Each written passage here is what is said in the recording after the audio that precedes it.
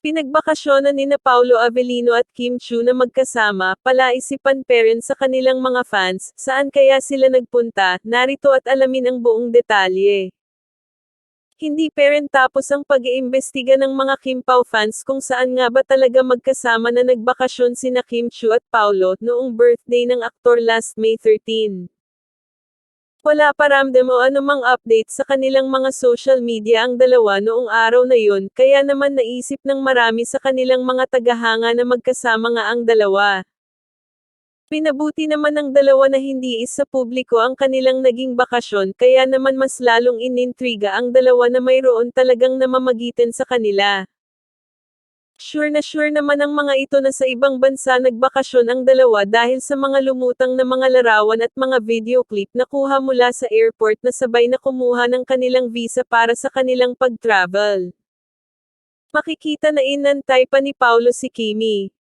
Nakuhanan din ng kamera na humalik pa si Kim Chiu kay Paulo Avellino. Sabay naman na sumulpat at nagpakita ang dalawa makaraan ng ilang araw, na tila ba mayroong pagbabago sa kanila. Marami ang nakapansin na tila parehong naging tan ang kulay ng balat ng dalawa. Sa pagpasok ni Kim Chiu sa It's Showtime napansin agad ng mga netizens na nagbago ang kulay nito at napansin din ang bakat ng bra nito sa likod na para bang nagbilad sa araw.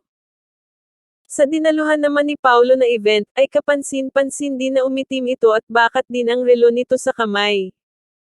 Dito nga ay napagtanto nila na nag-beach ang dalawa.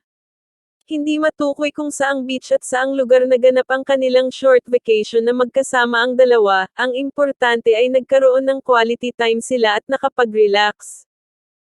Samantala, tuloy-tuloy naman na kinakikiligan ang dalawa sa kanilang serye na What's Wrong with Secretary Kim, lalong-lalo na ang kanilang cabinet scene kung saan naghalikan pa sila sa loob. Simula naman sa May 25 ay mapapanood na ito sa Kapamilya Channel, A to Z at TV5 tuwing Sabado at Linggo bilang weekend primetime.